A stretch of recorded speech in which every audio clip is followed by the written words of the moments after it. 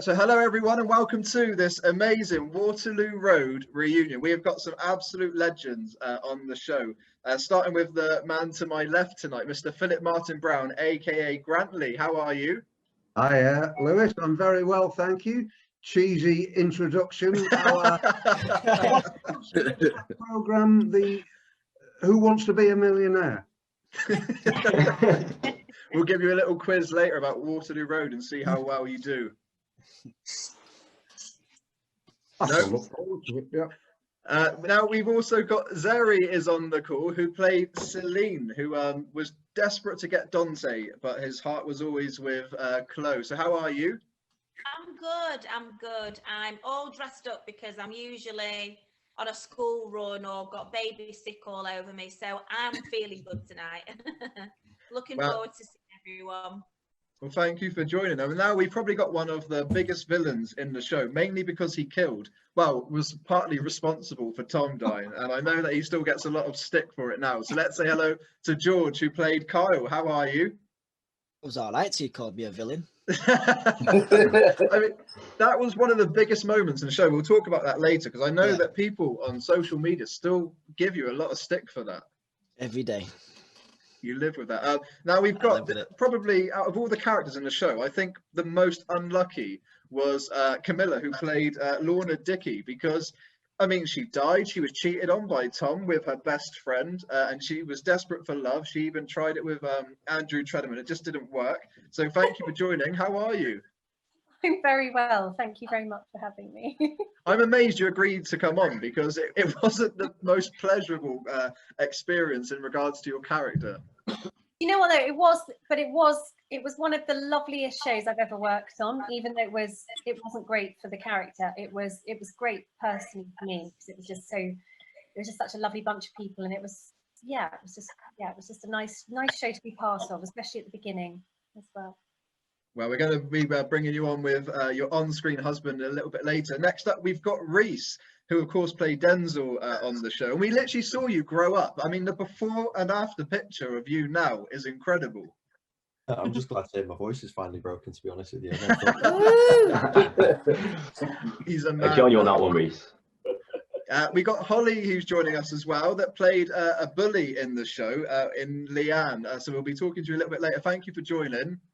You're welcome. Thank you for having me. It was very short but sweet, my time on Waterloo Road, but still very memorable and lovely.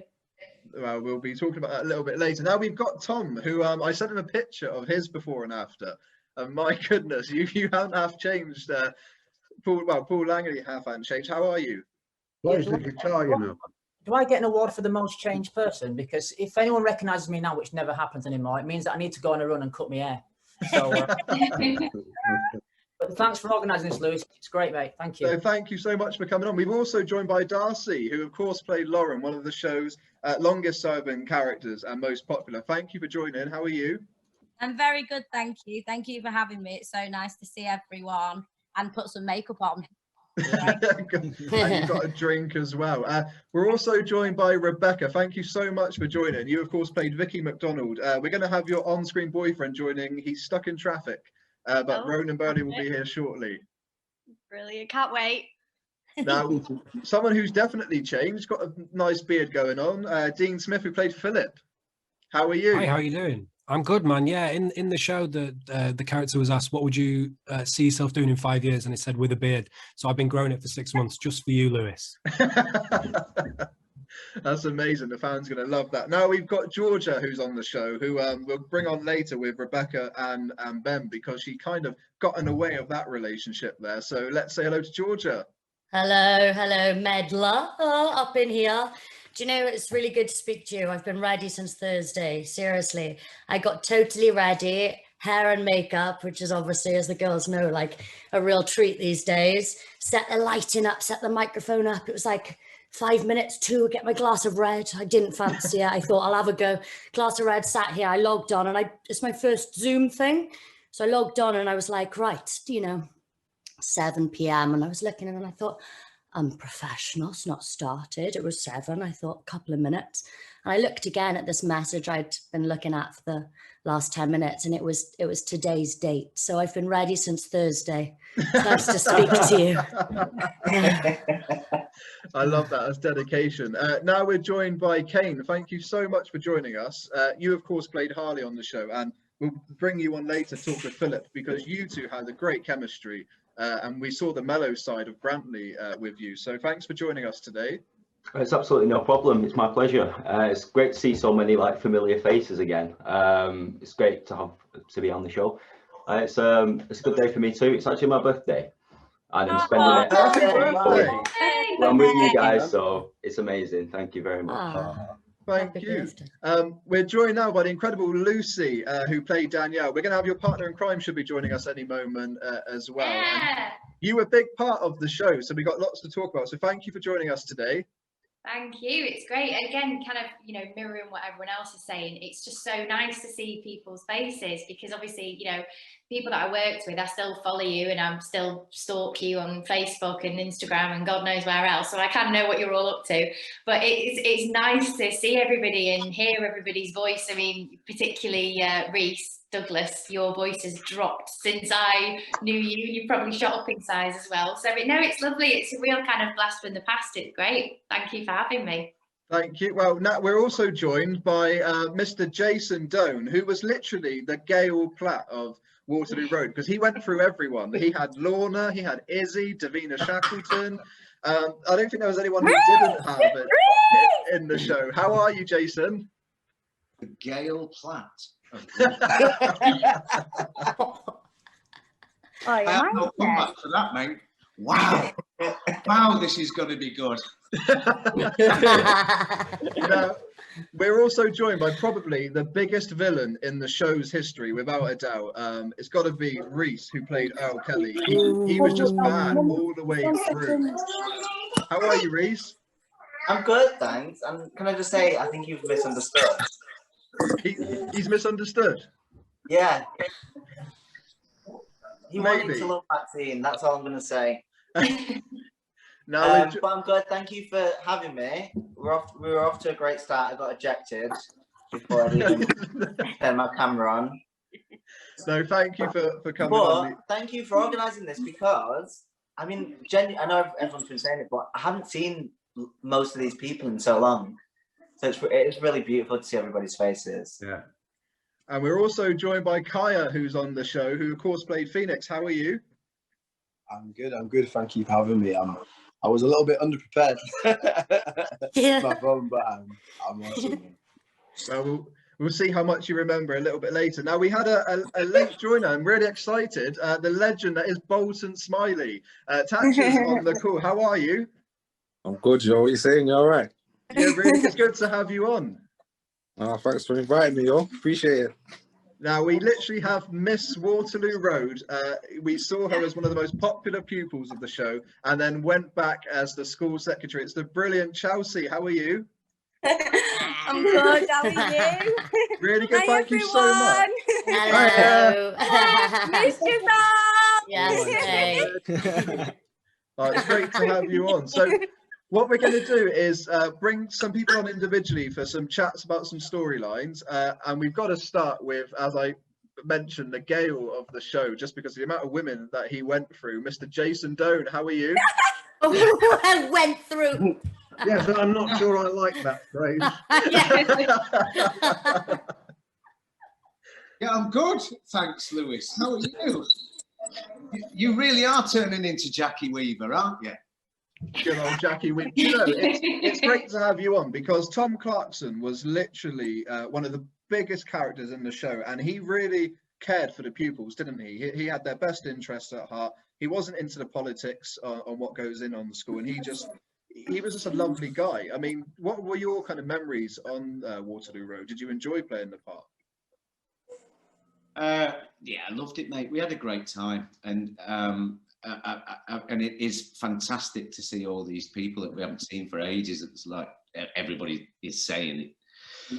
Genuinely, we all got on. There wasn't a bad egg in the cast, really, so that made it it wasn't work, you know. It was a lot of fun with a lot of genuinely fantastic, wonderful, lovely people. So and he got paid for it, so it was all. One of those lovely people on screen with you now, of course, Camilla, who played Lorna Dickey, and would soon become Lorna Clarkson in the first and second series. Now, Lorna was such a nice character. She didn't do anything wrong. She was just so innocent. But Tom cheated, and he went with her best friend Izzy, and it was one of the biggest storylines on the show. I mean, Camilla, what's your memories on that? And what, you know, working with Jason, did you have a laugh on set? We had such fun. It was as Jason says, it was just, every day was just great fun, even though obviously for my character it wasn't. Every day was a trauma, but it was she's one of those people, I don't know, Lorna was a bit passive aggressive, I think, and she's probably one of those people I might avoid if I met. I don't think she was actually that nice really underneath it all. She was a bit of a victim. Quite rightly so, though. I mean, she wasn't dealt the best hand, and obviously Lorna's death, I mean, that's where we saw the turning point in her character, because she actually became nice. You know, she wanted Tom and Izzy to have each other. You know, she kind of sat back and realized that these two are my best friends and I want them to be happy, and we saw that softer side before your exit. Yes, yeah, no, there was that. I think I don't know, there was a bit of, she was. It's a funny one. It's one of those characters that you kind of, I think probably most people, you either love or hate. And I probably felt a bit of both for her, if that makes sense. Yeah. And it was a lovely story. It was great fun. I loved working with Jason and Jill, and we did have some good times doing that show. And it does only seem like yesterday. I mean, that's sort of shocking. My son was, I think, 6 or 7. He's now 22. Would you have liked to have done more? And doing a master's in economics and finance. To be honest, I'm quite mercurial, and I quite like, for me, being an actor is all about change, and I just like doing something different. So I was kind of happy. It sort of ended sort of how it did. But I probably would have stayed because everyone was just so great. So it's one of those. Jason, what I would love to ask you is, obviously you were on the show for so many years, one of the longest serving cast members. Did you, when you did the first series, did you ever anticipate that you would be on the show for as long as you were? Not at all, mate.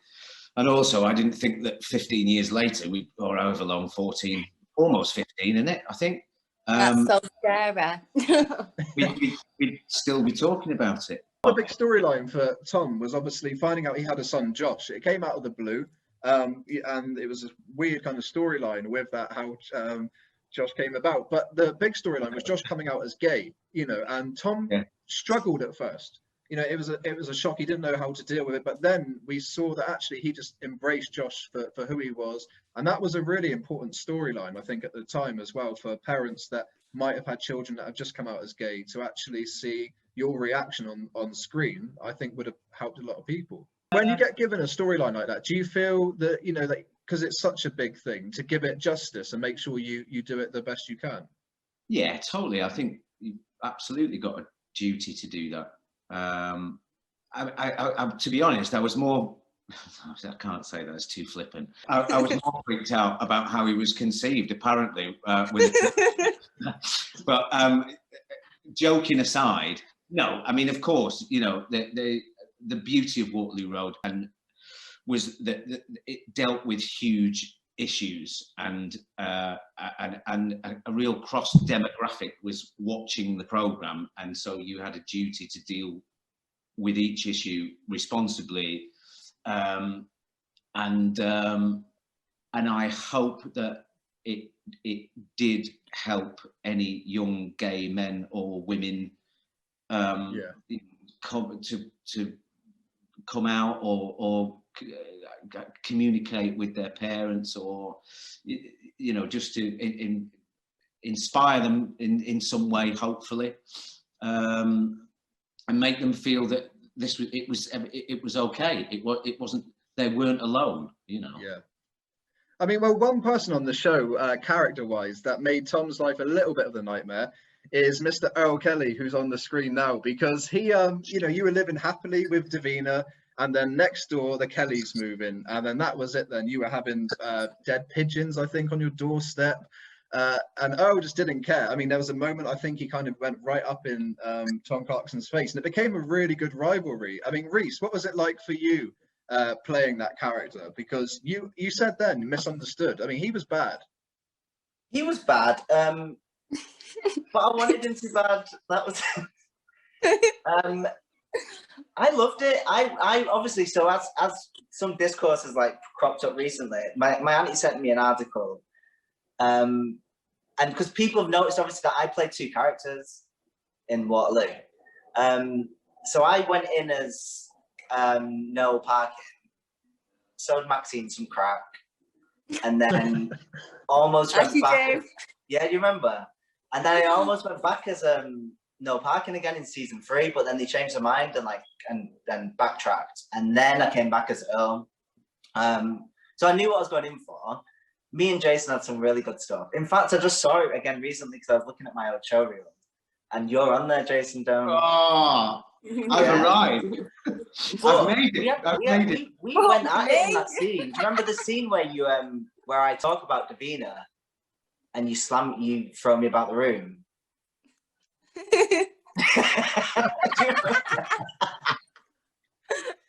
But I want to see this reel, Reese. I need to see your reel.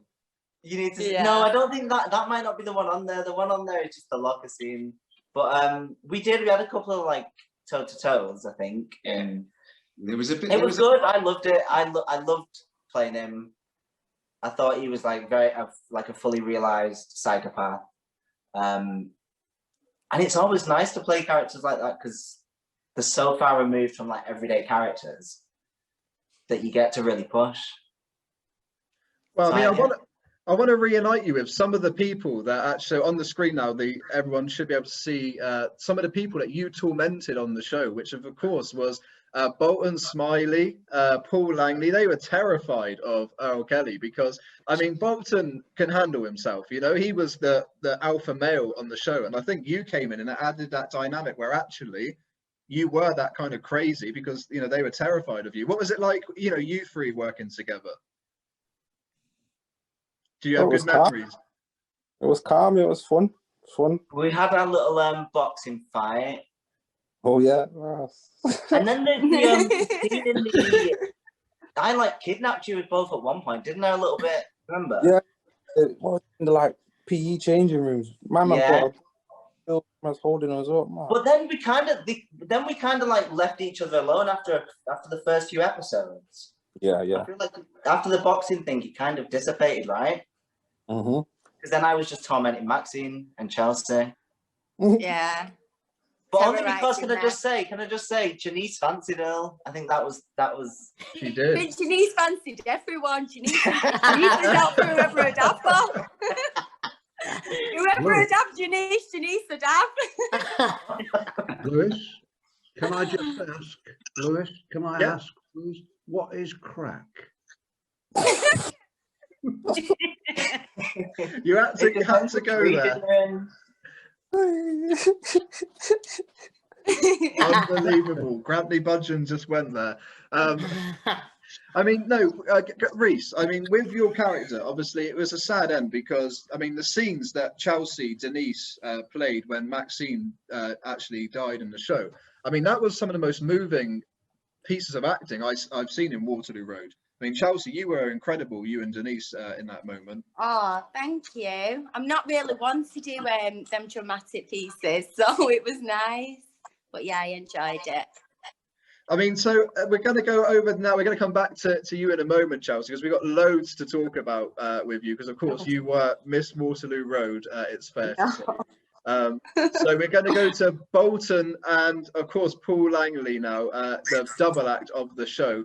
You two had this incredible friendship. And, I mean, it started off with Paul. He was getting attacked by his uncle, you know, abused. And you kind of went to Bolton to toughen him up. I think you're beating you up at one point just to toughen you up.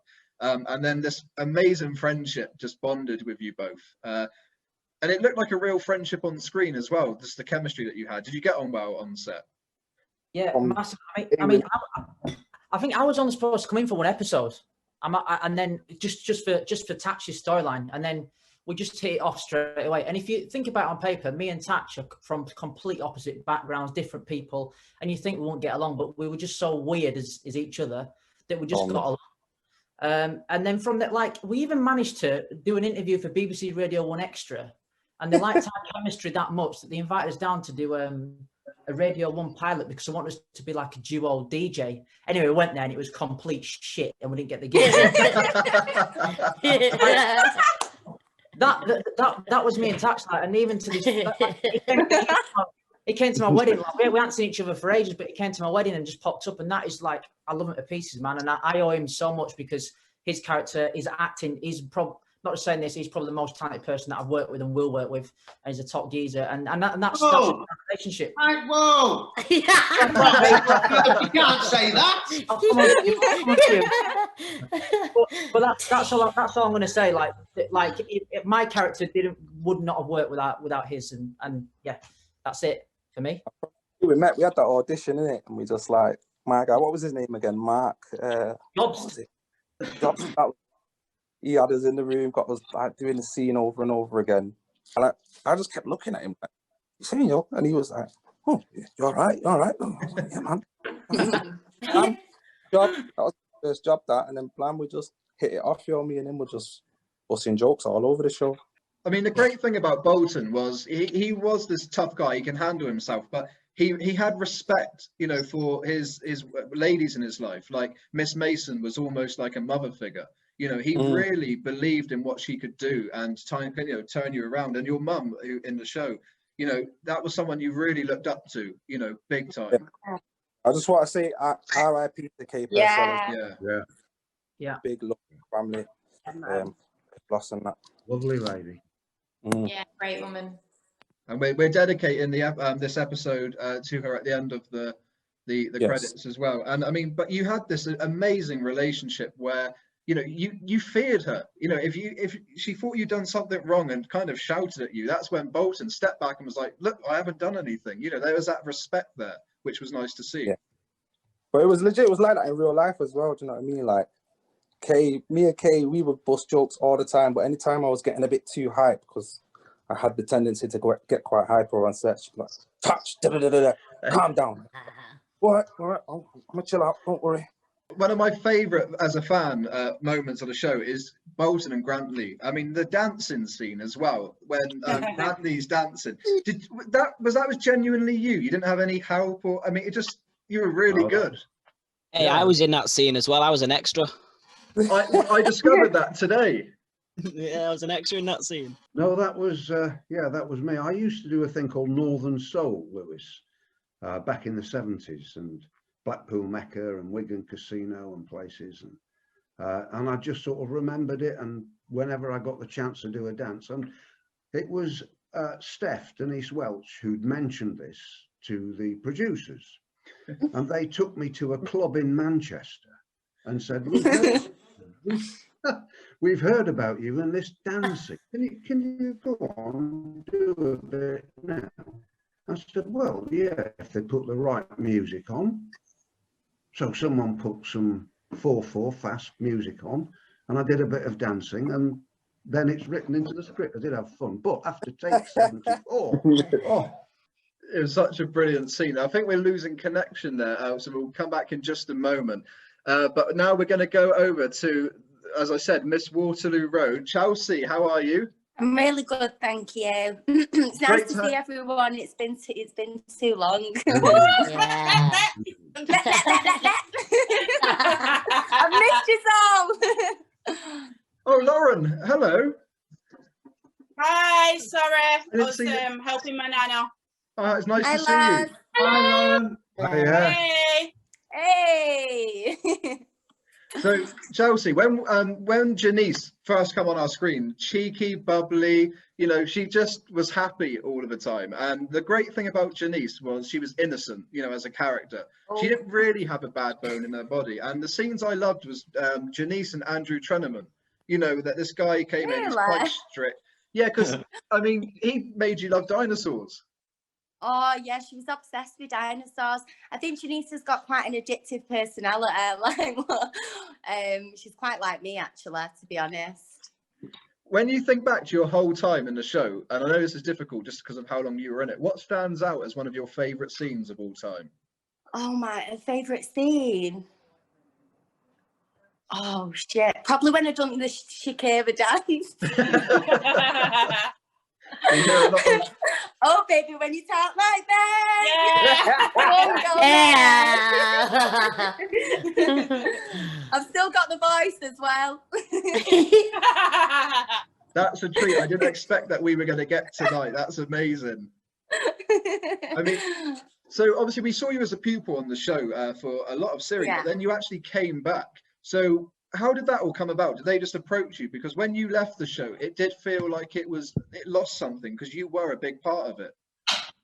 Oh, I think Janeece was such a lovable character. But yeah, I think when I left, I didn't have no clue that I was going to be coming back. And then I think I had like 6 months out. And then they obviously got in contact with my agent and said, would Chelsee be game to come back? So yeah, it was a no-brainer. It's amazing. It worked so well because she was a little bit of a gossip where there was a private meeting going on in the head teacher's office. Janeece would listen and then go and tell the other staff what was going on. Yeah, and she still had that cheekiness. Yeah, she was so busy. Like, she loves it. I do miss playing her. Like, she was a funny girl. But honestly, I feel that I'm quite similar still. Similar to the character? Janeece, yeah. I've not grown up. Another chemistry that you had, of course, Mark Benton, Mr. Chalk. You were so amazing together. What was it like working with Mark? 'Cause I know Philip said to me on the phone, he was like an hilarious person on the set. Yeah, he was amazing. Do you know what? I really got on with Mark. Like, it just made everything so much fun. And I got really close to Mark as well. Yeah, I missed him. But it was just, and obviously we had to do like kissing scenes and everything, and it made me feel so comfortable. But yeah, no, it was so lovely.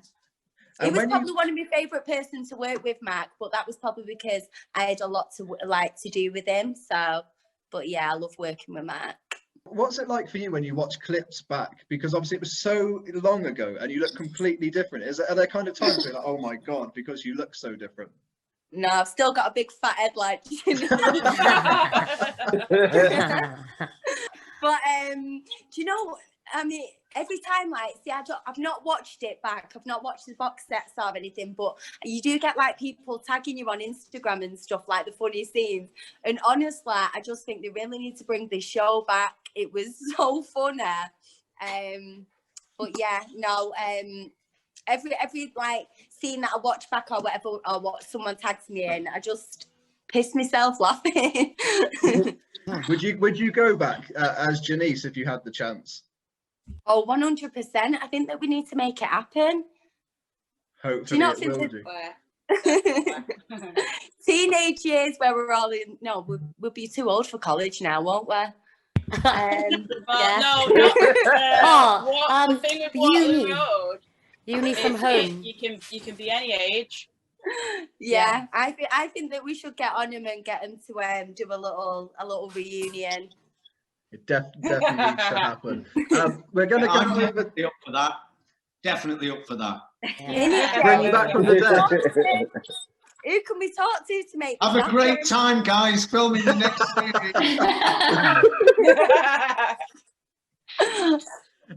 Yeah, it's such thing as The Walking Dead, right? Yeah, exactly. You can come back as a zombie or a ghost.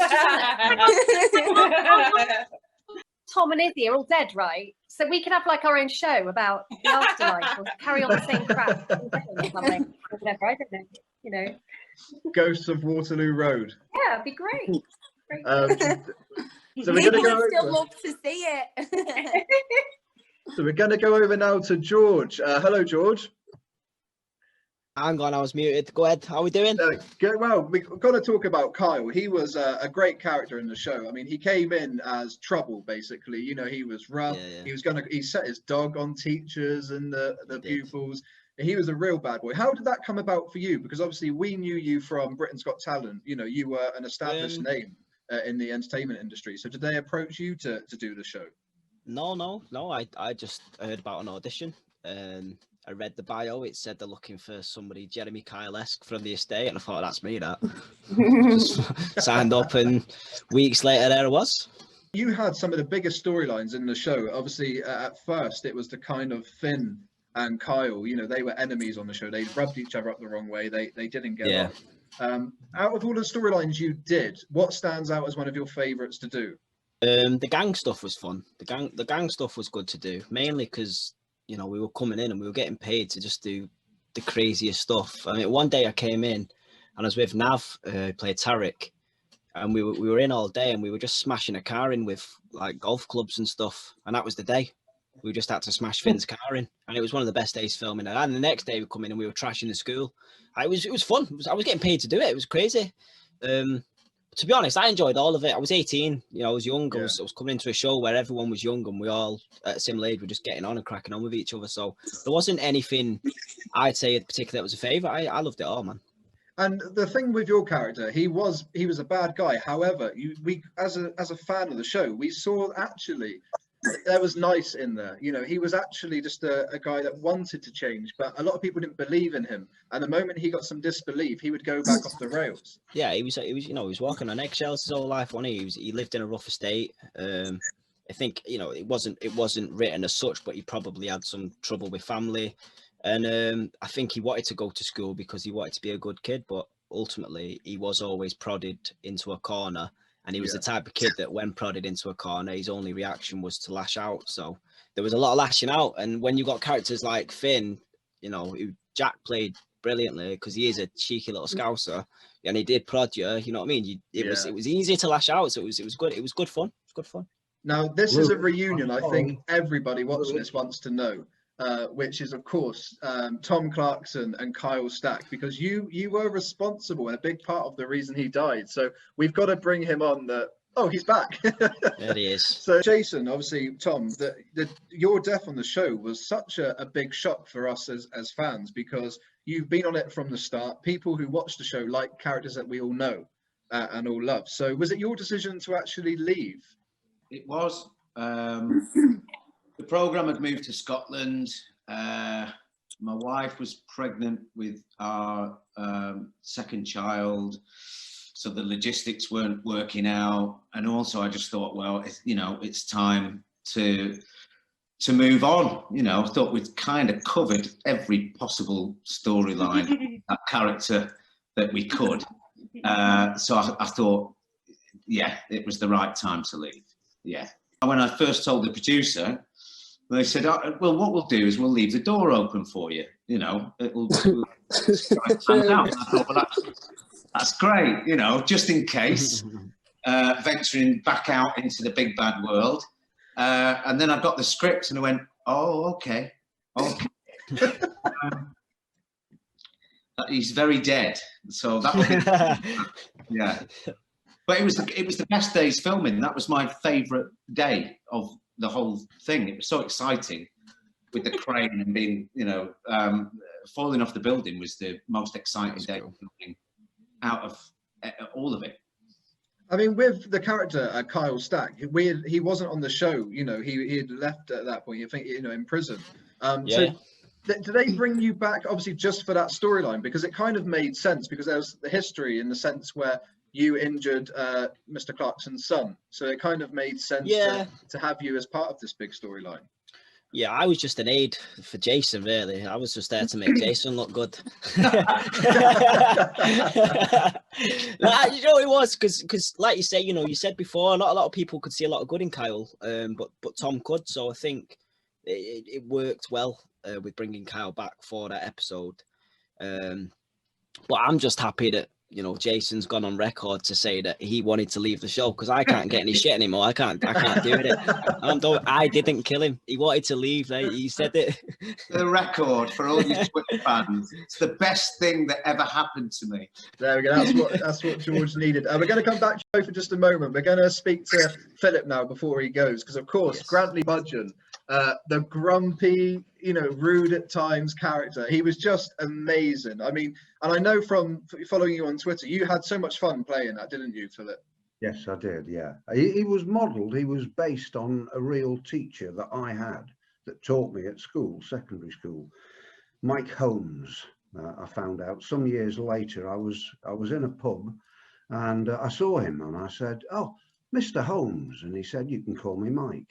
Thank you. Wow. And then another lad, or it was a man actually, walked up to him and said, "Oh, Mr. Holmes, I can't believe it. After all these years, seeing you again. Do you know, I still don't know your first name." He said, "I haven't got one." I based Currently Budgen on Mike, who taught me, and I had a ball playing that part, yeah, for the best part of a decade. It was 8 or 9 of my favourite years. And, you know, from my point of view, what I loved watching it as a viewer was the development of the character. We saw him as this grumpy, rude, obnoxious at times. However, in the later series, we saw him mellow. And I think a big part of that was, you know, his wife, Fleur, her illness. We saw that actually this character does have a heart. He, you know, he cares about people. And then certain storylines with characters, obviously Harley being one. We just saw that father figure kind of come out. So were you all for that? You know, Very much, yeah, because he wasn't a 1 or 2 dimensional character. I wanted him to be a rounded character, and so I got to play all sides of him, you know, and that was important to me. And it was nice the way it developed, and the relationship and friendship with Tom, I think, if I remember rightly, and this is going back some time, sprang from my gambling debts and letting Tom in on the secret, and so we became friends. So he became far more rounded. And, you know, the scene that I found very moving was, I watched it today, which probably wasn't the best episode to watch before doing this, was Grantley's death. You know, it was such an emotional moment, because it was, you know, we saw that father figure side. It was the poem that you were for Harley, you know, and then he died in the chair, and everything about it was just so powerful. Was, again, as I said to Jason, was that your decision to leave the show? Because that was a big loss, because you were the original character then that, you know, had gone, so the show had no originals left. Yes, it was my decision, and then of course I was tempted back, because at first I thought I'd gone. Yeah. And then about 6 months later, I got a phone call saying, "Do you want to come back?" So I came back for a bit, and it didn't work. I didn't like the fact that it was being shot in Scotland. It didn't suit me. I didn't think it worked so well anyway. I thought it was a Manchester show. So its soul was in Manchester. Yeah. Yeah. Yeah. And if they ever made it and you could do a Bobby Ewan and there was a shower scene and actually Grantley didn't die, would you come back? Oh dear me. Never say never.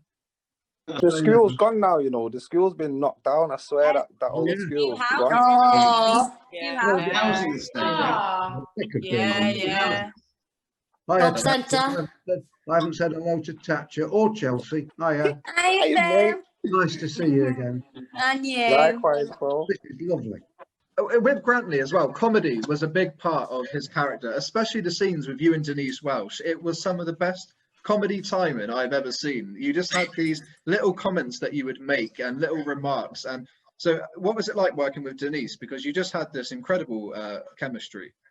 Well, it was lovely. It was great. I mean, I was lucky enough to be paired with some fantastic actresses. No, you can't say actors, female actors. Janeece, Lizzie Berrington, Melanie Hill, Lorraine Cheshire, all great, you know, to work with. And also the scenes that I had with all of the female cast, without exception, I enjoyed. And it was, yeah, lovely. And again, I know that you actually did for comic relief. You told me this week with Rebecca, incredible dancing routine. We did. Core. I was never been so nervous. It was live in front of about 10 million. Was it, Rebecca? Yeah, something like that, wasn't it? Yeah. Yeah. Wow, I remember. And we had 5-6 days to rehearse this sequence, and yes, a lot of it, or was Northern Soul, which I managed to slip in because I couldn't crack the breakdancing entirely. I did try, but not entirely. You were absolutely brilliant. And I remember You smashed it, Phil. After the first rehearsal, I What, remember sorry? waking up the next day Pardon? thinking, oh my God, I was so sore everywhere. And then going in and Phil was loving it and doing it. I was like, how are you doing this? I am absolutely exhausted just from doing it for one day. Phil's always had some like his energy's always been he's had more energy than any of the younger ones. Phil could party us all under the table. Yeah. Well, it's been absolutely fabulous to see you all, really and truly. And, Lots of love, Phil. Lewis, Bye, thank you. It's been short but sweet. Yeah. Sweet. Bye, everyone. Bye. Bye. Much Love you, mean it. Bye. Bye. Lewis, I'm going to do the same thing. It's so gorgeous to see you all. When the pubs reopen in 2025, we all get in one and do this properly. Yes. Yes. Big Thank time. you so much, Jason. Loads and loads of love, guys. Bye, Jason. See you later, Jason. Thanks very much, Lewis, for Thank you organising this. I got a skirt too, brother. I got to carry on recording. You've got this Levels album on the go, so I got to do it. Thank you so much for joining. Much love to everybody, yo. Bye, Tat. See you later, Tat. The teachers have gone to bed, which leaves the students that are still up. Lewis, you're gonna hate me. I've got to look after my baby now and put her to sleep. Well, thank you so much for joining. We've got to speak about some of your great storylines, and I know you're smashing it now in all your other projects, which is amazing to see. So thank you so much. Honestly, thank you for organising this, and it's been so beautiful seeing everyone. Yes, honestly. Chelsee. Lots of love. Bye. Wow. Listen, we need to sort out a night out, yeah? Yeah.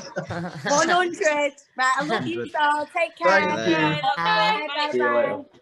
So we're now going to go over to the brilliant Darcy. So thank you so much for joining us on the show. You were on the show for a really long time. It was a massive part of your life, wasn't it? Yeah, and what's really weird is it's like what Tom touched upon earlier. I was only ever meant to be in it for 3 episodes. So I just came in as Sambuca's friend because I actually auditioned for Sambuca, and then they brought me back in for Lauren, who was just literally, like Tom mentioned, was just supposed to fit in with Sambuca's storyline. So I was only ever meant to be in it for 3 episodes, but then I think they just liked the friendship that was created, and then and they didn't even tell me, to be honest, I was going to be in more. I remember being at home, my mum just said, "You've got another script from Waterloo Road." I was like, what? I thought I'd done. And then then obviously when I came back in, then they said, "Can you stay?" And then, yeah, and then I was in it for, I can't remember rightly now, but at least 4 or 5 years. You were involved in some of the biggest storylines, and of course, one of those being Sambuca's storyline in regards to her illness. And that was some of the most moving work on the show. And I mean, so many people were moved to tears because it was just so heart-wrenching, because we grew to love Sambuca. She was such a genuine and relatable character, and then to see her go through this, what was it like filming those scenes? It was hard because obviously I loved the whole experience of filming. It was so good because obviously we filmed it in Blackpool, so it was really me, Holly, who played Sambuca, and then Jack, and we spent, I can't remember rightly how long we were there. But so the experience in itself was just great because it was like we were on location. So it was like, I love being on location and getting out. So it was great. But me and Holly had developed a friendship as well, because Holly's also from Leeds, where I'm from. So every day we'd go home together. And because when I started, I was only 14. Holly was only young as well. So our mums had become friends because they chaperoned us. So me and Holly are really close throughout filming. So it was sad, and I was sad that obviously her character was going to go, which was sad in itself. So it was sad that I was not going to film with Holly in that way anymore. But I really enjoy I obviously loved doing all the, like, when Lauren was just a bit of a, obviously she was a bit of a bully at times. Yeah. So I loved with that people got to see another side of her where she was like a very fierce best friend. So anything that happened to Sambuca, she took extremely personally. So obviously when she was dying, it was really nice that that I could show that side also of that. That's what I enjoy doing. I enjoy showing that that side of acting. So the whole dramatized bit I enjoy. But it was great. Like obviously my long-term memory is so bad. I just have to let you all know that some parts I forget. So sometimes I do remember that. I do remember that poignantly. I can remember what I did yesterday, but if you ask me what I did 10 years ago, I can't remember. But yeah, it was brilliant. Brilliant. What's the funniest moment for you? Because I mean, you were involved in so many. I think stealing a pig from a farm trip, if I remember correctly, was one. Yeah, like stealing a pig. I think some of my funniest scenes were just honestly when I had to be horrible to people. It's so not me. It's so unlike me to be like that. So I enjoyed doing that. And obviously because everybody there, we're all so close, like Jason was saying earlier. There was no bad egg, like nobody didn't get along. Everybody got along so well. So to be able to do the scenes, so I think some of the funniest scenes I filmed were probably with Aisha, she's not here right now, who played Amy, because we just got to do really funny scenes where we were just awful to each other, and then we'd finish the scene and just laugh. Yeah. So they were personally some of the funniest scenes I got to do, but we did a lot of stupid stuff, and it was just always fun. Well, we're going to come back to you a little bit later in the show because we've got some more stuff that we'd love to talk to you about, because you were such a big character on this. And I know fans were tweeting like mad to make sure that you were part of this as well. Oh, really? Yeah, you're very popular. Lewis, I've just got to go, I'm afraid. So I'm going to love you and leave you if that's all right. Thank you so much for joining, Camilla. Now we've got the double act on the screen, being with Lucy and Lauren, who I love you two in the show because you just had this amazing sass and you were the brainy kids. I think you were paid to actually join the school. Jack Rimmer had a budget and he was trying to get the stats up, and he managed to pay for you to actually attend the school. So let's say hello to Lauren and Lucy, who's on the show. Hello. So you two just had again, we're talking about double acts, and you were definitely one. You were best friends, and you were always together, always getting up to trouble together. So Lucy, how, your memories of the show, what did the show mean to you? And when you look back to it, what stands out for you?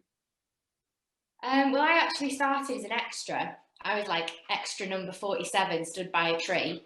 And when I auditioned for Danielle, they were like, have you been in the show before? And I was like, do I lie? Or do I, should I be honest? My mum and dad always told me to be honest. I was like, oh, well, I have been. And I was an extra. So I was dead worried because I was thinking, God, I'm talking myself out of this job. And they were like, well, were you seen? And I was like, I highly doubt it, no. So luckily, I got the job. My first day, I remember my dad drove me because I didn't know that you could have a taxi. It's my first TV job, absolutely terrified and dead excited at the same time. And I was really starstruck because I watched it, because we entered the show in season 3. I'd watched series 1 and series 2, and it was a really big show. It was a show that not only did kids watch, but parents watch. So it was kind of like this wide demographic that this amazing show was able to capture. So yeah, it was incredible. I remember my first day, you have a makeup test, you have a wardrobe test to see what clothes are A, going to fit you, but B, what your character style is going to be. I had this horrible big cap on. It was like puffy. It looked like a cap, but it was puffy as well. It was absolutely awful. And I had to have remember it? I had to have a photo shoot in it. They were going to use this image and plaster it everywhere. And I was like, I look like an absolute tit, and I'm going to be national television looking like this. Anyway, thank God I don't think those scenes made it in the end. Thank God. So I remember the hat. but I just remember walking up, I just remember being in front of the school and just being like, oh my God, like absolutely pinching myself, like meeting, you know, the teachers. I was like, I couldn't talk. I was like, oh my God, they're stood in front of me and I've got to act normal, like, yeah, you're my workmate, but you're not, like, yeah, oh, it was incredible, amazing experience. And the character that you played, I mean, she went through some tough times because her father was quite overbearing and didn't want her to actually be at the school. And there was a big moment for you in the show where, the you know, father and the mother, really. Yeah, well, the way that they used to make you dress, but you pretended to some of the, you know, your classmates that he was hitting you, you know, and it led to this massive moment where you're all on the roof, you know, to keep you in the school. And it turned out that actually he hadn't been hitting you. But that was such a big storyline, wasn't it, for you? People still talk about that now on Twitter. It was brilliant, you know, when you get a script, I think everyone will agree, when you get a script and you find out that that episode is kind of centered or focused around your character, they're like, oh my God, this is such a huge privilege, because so many people watch the show. Say again. That's what you like. You're like, I'm a movie star. Yeah, you're there. Oh my God, this is amazing. Telling everybody. And it was brilliant. And not only that, my character, I mean, I was up on a roof. I was literally doing my own stunts, stood right up on the roof. God knows how high up I was. I don't know if they checked insurance or if that was even allowed, but anyway. And it was brilliant. It was so much fun. I think the opportunities that you get, and I think the people that you work with and the experiences that you gain from it are just you don't get that anywhere else. I was extremely lucky, but no, that episode was brilliant. There was drama. There was my dad grabbing me and me being like, no, I want to stay. And then I was up on the roof, and then it was great, absolutely great, couldn't wait. And then when that episode was on, was it that one or was it the ethanol storyline? No, the ethanol storyline. When that was on, I was like, oh my God, this is my big break. Like Hollywood, if someone watches this, here I come. And anyway, the biggest football match of all time was on that night, and everybody was watching the football match instead. And I was like, just my luck. Nobody's watching Waterloo Road tonight. But no, yeah, it was amazing. Lucy, can you remember the next day when we had to like go to the press and say that, oh, don't do this, by the way, don't do that. Like, yes. Some school down in the south somewhere had decided to do there was schools everywhere doing it. Like, oh, did you watch just the beginning? You didn't watch the end, did you not, mate? Where, you know, people were dying. Like, what? That was weird, that, man. Yeah, we went viral for the wrong reasons. It was unbelievable. Yeah, so I stupidly, thanks to Tom's character, drank ethanol from straight, clean, neat from the chemical cupboard, and was really ill with it. I mean, obviously I didn't drink it, but my character was very, very ill from it. Steph, Denise's character, rushed me to hospital. I was having my stomach pumped. I mean, we really went to town on the gruesome, gory facts of it. It is not good to do this. And then the next day it was in the paper, like Tom's just said. And kids genuinely did it. And I was like, oh my God, you've got to, you know, and that then shows you what a huge task you've got being a television program. You've really there's kids that sat at home just taking in everything that you're saying and you're doing, and you've got a huge responsibility. So yeah, that was pretty crazy. I think you got the article there. Say again. Oh my God. Got the article on the Oh my God, I look awful. But that was the thing, we purposefully made me look awful. I had the amount of gunk I had in my hair. My hair was like stood up on end. I couldn't wash the gunk out of my hair. It took days. Like, I looked atrocious, and yet still kids did it. And I was like, oh my God, mind blown. I think it was really influential in schools like that though, because I remember my teachers, and to be honest, I wasn't even bad in school, but if I do one thing, they'd be like, you're not at Waterloo Road now. I'd be like, well, I know. Like, like that, as if, you know, if I behaved badly, and I was like, number one, why are you watching it when you're my teacher? But, like, I think it did have quite a big impact on schools in general about how they behaved and like what they saw at the time. Yeah. I mean, with, you know, Danielle and Alicia, you were the nicer one. I mean, Danielle always had that kind of conscience, you know, sometimes, you know, you'd both go too far with a bit of bullying, but actually you were always the one that would rein it back in and be like, you know, what we're doing is not right. So you were the kind of the peacemaker out of the two. But I mean, Lauren, when you think back to your experience, what was it like for you? Because we spoke quite a bit on the phone leading up to this reunion, and you just seem to love it. You made friends with everybody, you keep in touch with them all. It was like, I still think that it wasn't work. It was like, we would get in there, right? We would get picked up at stupid o'clock in the morning. We'd be like walking in like,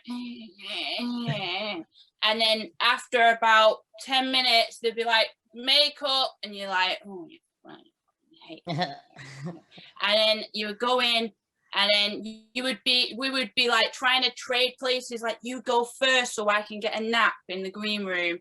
And then you would, as soon as you were like, you'd gone through it, it was just like, we was all just mates. Like, it was just like chilling. We was just chilling all the time. It was fucking hilarious. It was just, am I allowed to swear? Sorry. Yeah, of course. Yeah. Sorry, I'm doing it. I'm joking. Sorry. Oh no. Are you still there? Good story. She went out with a bang. We'll come back for part 2. We're going to bring Reese and Reese on in just a moment, but we're now going to go to Rebecca and Ben, who I didn't realise actually joined us. So you've made it. How are you? Better late than never, isn't it? I honestly, right, I'm on the M6 toll. I've splashed out and gone for the toll, and I see George Sampson's in the Oval Office. Reese Boy's probably definitely in California, and Kyle's in Bridge. I'm on M6 toll at a fucking service station. Brilliant. Go on, Ben. Sorry, did I cut out? Yeah, we're gonna come back to you in just a moment to hear your story. But Ben, I mean, you played a brilliant Ronan, who was literally the Dow boy of Waterloo Road. I mean, he was the wheeler dealer. If there was money to be made, he was going to make it. And it was such a breath of fresh air, because the character, you know, he came into the show, he didn't have anything bad about him. He was just a really nice guy that had respect for everybody and just wanted to earn money. It must have been a joy for you to play that kind of character. Yeah, I don't know if I was Ronan before I started the show, or if I turned into Ronan after I finished the show, but I don't know what happened. Maybe they just saw it in me and were like, this is the guy. Because originally I went for Lucian's part, I went for Jonah, and I was sitting there like in the audition thinking, this isn't right for me. And like, but originally he wanted like a different thing for Ronan. Anyway, I'd left the room thinking, nah, forget about it. I was in the lift, and the casting director literally chased me into the lift and said, they want you to read the other part. Will you give it a go? I went, yeah, no worries. So 10 minutes, like reading the lines and stuff. I already knew them because I liked that part better, to be fair. And then went back into the room, and then I kind of like went, oh, that clicked. And they were like, all right, nice. So I was like, all right, yeah, see you later. And I just thought, you know, it's another one of them auditions where, yeah, it went really well. Ring the agent, yeah, it went really well. And then you just don't get it, but it worked out. Rebecca, it wasn't that the character for you wasn't as easy. You know, I mean, Vicky McDonald had a lot of issues. She went through terrible things with her family. She was put into care. She was desperate to get good results at school, but she was working in a lap dancing bar, I think. Yeah, you know, she was very complex. What was it like for you to play such a complex character? I mean, it was brilliant to play because you could really, something like that, you can really get your teeth sunk into, and the storylines were brilliant. I had some brilliant storylines. She was very complicated, and she was very vulnerable, I think, because sometimes when you look at them storylines individually, you think, oh, she can be quite a horrible character, really, but when you look at it as a whole, I felt like she was quite vulnerable, and she was doing things to survive the only way she knew how. She was sort of, right from the start when she came in, she was kind of, her dad was ill and she went through a bit of a homeless phase, and then which led her working in a lap dancing club. She is everywhere basically. Yeah, I mean, you mentioned then obviously there were some tough storylines, and one of them, which was completely different in TV, you know, that I've never seen before, was actually the storyline where Vicky was actually hitting Ronan. You know, and it was a storyline that was so big at the time because a lot of people thought it was Ronan hitting Vicky. on the show at first, and then it all came out that actually, and it was hard to watch because she wasn't a bad person. Every time she did it, she was so regretful for doing it. And you two were genuinely this love story that we all loved. Watching it, I was a proper fan of Ronan and Vicky getting it on. It was just amazing. They loved each other. But to play that kind of storyline, completely different. You don't normally see it in shows. No, absolutely not. And I remember, do you remember, Ben? We did this scene. Oh yeah. In the cooking room, wasn't it? Yeah. And so we'd done the whole scene, and we really went for it, and I was going for it, and for some reason I realised that I must hit like this. So I was hitting Ben like. I don't know what you were doing. Like, I don't know what I was doing either, but I was going with forearm. Forearm was really going for it. And so I remember we'd done the whole scene, and we were like, all right, okay. And after it, I had bruises all up my arms because I must have been. Ben was like, "No, I'm fine." I was like, "Well, I've got bruises all up my arms from doing that." And then we had to actually reshoot the scene again because apparently it looked a bit too violent. So we had to go back then and reshoot the whole scene again so it didn't look as violent. To be fair though, you had to put up with about 3 years of me whacking you in the arm in scenes. I don't know what it was. I had like this tick. I don't know what it were.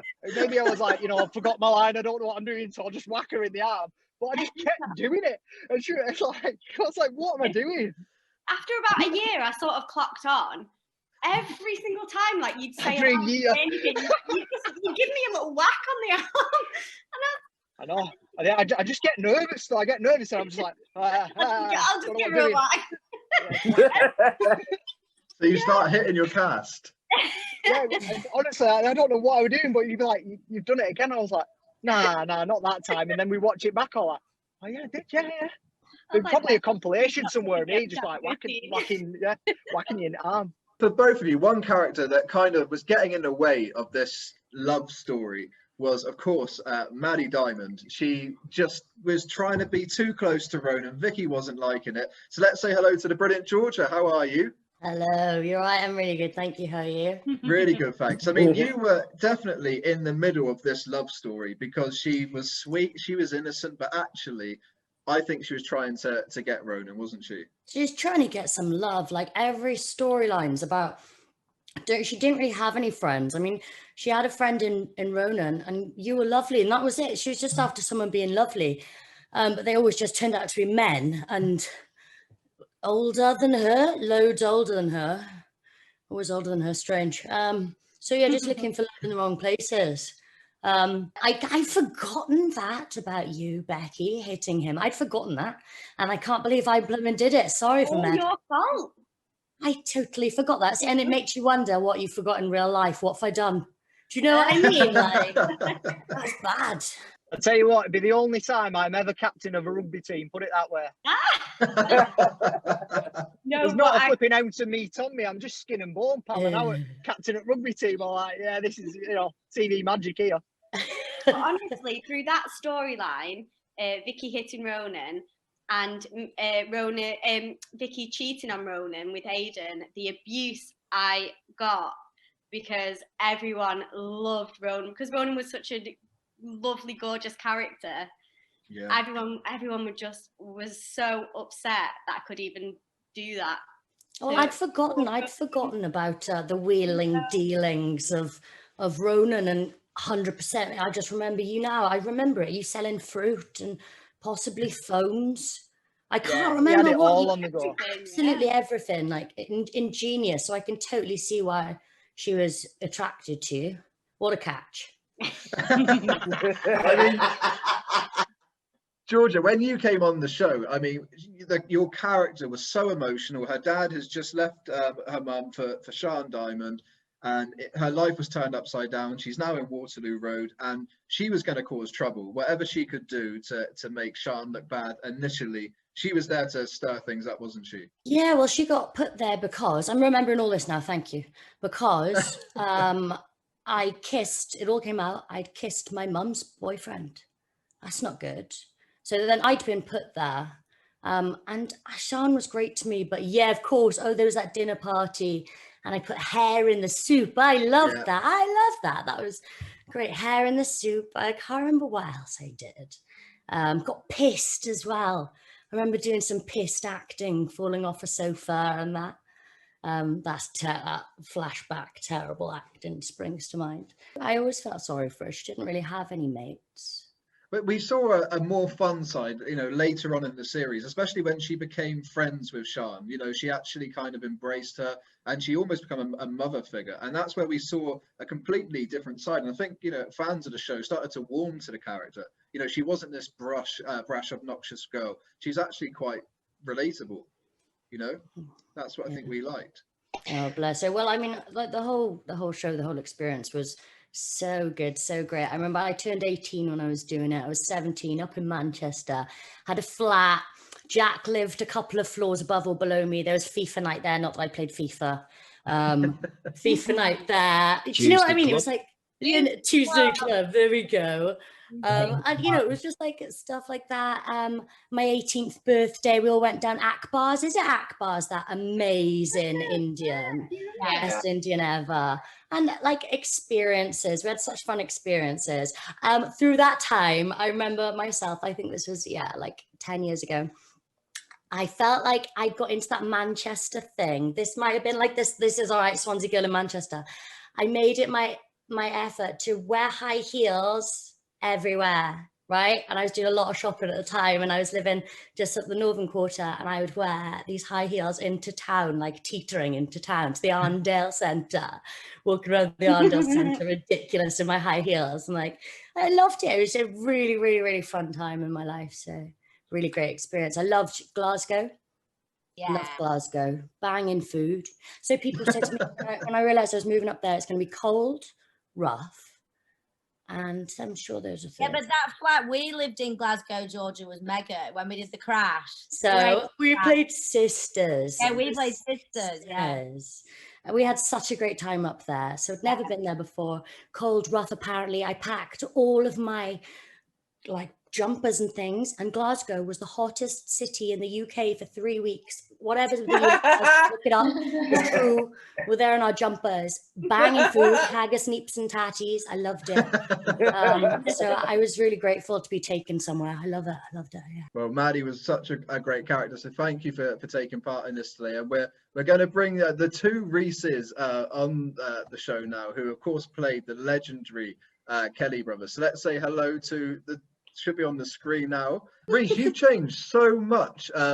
Reese Douglas, like you look at the picture and when you started the show to now, and it's just incredible. You look completely different. How old was it when I started? I can't even remember what age I started. But it feels like about 5, yeah. So obviously changing now. I'm 26, so I'd like to think I have changed, and certainly grown, because that was definitely in question for quite a while. I mean, when you both joined the show, it was well established. So obviously to join such a big show at the same time, I guess would have been nerve-wracking for you. But I know, Reese, you were in it prior to that as a different character, but it must have been a nerve-wracking experience to actually become a main character on such a huge hit. It was exciting because obviously, I don't know if you remember, but our first episode was like a 90-minute special. So there was loads of like production. We're really excited about it, and we were like, it was. I mean, I don't know about you. I can't speak for Reese, obviously, but for me, I was just like, there's a lot to get done. We shot a lot of stuff, but it was actually, it was exciting because like I said previously, I came in on season 2, played no parking. Then they were like, yeah, we want you to come back, you know, hold the line kind of thing, and then. After about a month or so, they called back and was like, actually, we're going a different route. And I was like, screw Waterloo Road. So I even think, I don't think I watched the first half of season 3 just in protest. And then at the end of season 3, as it was like finishing up on airing, they called me again and was like, there's this audition. We know you've done it before, but come in and read for it. And I was like, oh, wow, you know, here we go again, Waterloo Road. And I went in, it was like a long, I don't know about you, Reese, but I know me and Luke, who played Marley, it was like 4 rounds. You know, they were auditioning for about 2 months solidly. And then they changed the direction completely in between like the 3rd one and started auditioning again. And And then in the final audition, the casting, Michelle was like, I know you've done it before, but we don't know what to do. We think we're going to, you know, see what happens kind of thing. And then I think I tweeted someone this recently, because there was people questioning why I'd come back. And ultimately it was Minky. Like, I think like high ups were like, we can't bring him back, it's ridiculous. And then Minky Spyro, who did the first block, was like, no, this is the person who's playing now. So that's why I ended up coming back. So I was just like, okay, like this is it now. I'm actually back, and I can play around, and I've got some stuff to get my teeth into. So yeah, and then we started with a bang. Definitely. Literally, I mean, the literally gun a bang, literally. Literally, yeah. Baby Denzel was there with this gun, walking through the I was a baby, like never done any acting in my life. As Reece Noy said, going through the audition process, about 5 auditions it was, back and forth. All my obviously friends were big fans of the show. They actually stopped watching it when I got in it for some reason.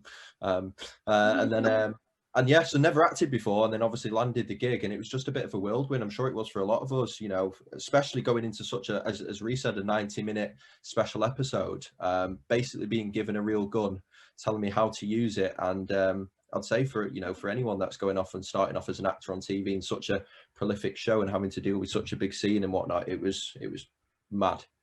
I mean, what we loved as viewers was obviously seeing Denzel grow up, and you know, throughout the show, and involved in various storylines. But a big thing was obviously when Denzel was killed off the show, when it went to Scotland.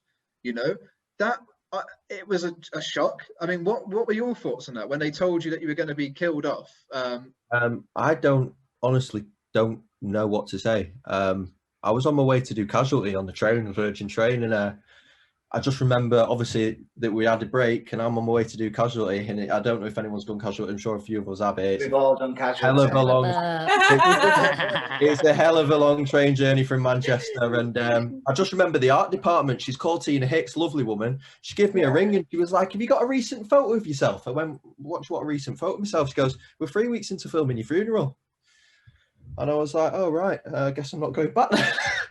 Wow, that's how you found out. No one actually told you that you were going to be killed. No, I got a call off art department telling me what a recent photo in the 3 weeks into filming my funeral, and that's all I know. Killed on the bus though, Reed. Were you killed on the bus crash? I don't know. Apparently got wrote off on that coach, but then I looked at it and thought, how did Mark Benton get out of the way of that coach? And I didn't. I was rapid. I was absolutely rapid. Like, what? I was so rapid as well. I still am pretty rapid. I just couldn't get my head around it, but I peeled myself off the floor and here I am. They needed that. They needed such a loved, incredible character, right? They needed that linchpin of the show, that beating heart of the show. Do you know what I mean? They needed to shake it up massively. People needed to be really affected by this, and that's why they chose you. Reece, I would have told them where to go. Asking for a photo. I'd have been like, well, listen, Tina Hicks is a lovely woman, isn't she? So you can imagine me. I was still young at the time. I was 18 or whatever. It was my little, you know, that was my heart, that show. And I told Tina that she can go and find her own photo on Facebook of me. Yes. And banging. That's so good. Carry on filming Casualty. Proud of you. Was the coach crash? Because if people remember series 5, we were told we were going to die in a coach crash, and then we just had a really boring fire. Well, I don't really know, but to be honest with you, I think 7 it was. I think the massive issue was when none of us really knew it was going to Scotland or not. And I remember being in the green room, and I was 15, going, "No way, I'm going up to Scotland." And the papers got hold of it, and it just said, "Denzel tweets, no way he's going up to Scotland." And I looked back and I thought, yeah, I definitely wrote that one for myself. I remember being told, and I swear it was like on a tea break, but I think it was like whispers. But do you know where the English classrooms were? That corridor. Yeah. I remember us all being stood there for some reason. I remember it really vividly, and that's when they decided it was going to Scotland. Because I think for a while they didn't know if it would or it wouldn't. Yeah, the reason was there was press outside the gate, so they had to tell us because there were press waiting outside the gate to talk. Yeah. Didn't the Scottish team to come in as well, like 2 years before? I was just buzzing to be in the adult green room finally, to be honest. All them years, every time. My mum was the chaperone as well. My mum was the chaperone. Adult green room. What, you had 2 different green rooms, one for adult, Yeah. One for the kids. For legal reasons, you have to. But when you got a step up, I in the child. When you got the step up to the adult one, it was like that was better than filming. Mate, you know what though? It's for good reasons. You should have heard the things the adults would talk about. If the kids. That's exactly why I wanted to be in there, Lauren. With my mum. Listen, I was sneaking you in all the time, Reese. You was like, Reese was my little baby. I was like hiding him under my coat and shit. I remember when I think the biggest achievement for me out of all, we all love Grantley, Phil Martin Brown, bless his soul. When he took me to press club, that's when my life was made. Is the press club still there? He was talking about Twisted Soul. I was just like, yeah. Anyone know if the press club is still there? No, it's not. No. I don't think it is. Is anything still there? Probably not. No. Well, it won't be after the pandemic. Well, I suppose it kind of became redundant, didn't it, when the 24-hour licensing came in? Yeah. That was the whole point of it, wasn't it? You could go at the time. Well, that was your rite of passage when Janeece and Philip you made it. Yeah. There we go. Excuse me. I'm not letting that one in. She's about 12 years old, and Janeece would go. And there we go. Oh, okay. I just remember being like, yeah, do you know what? I am like 12 years old, but I remember thinking, I'm going to get in if I puff my chest like a pigeon.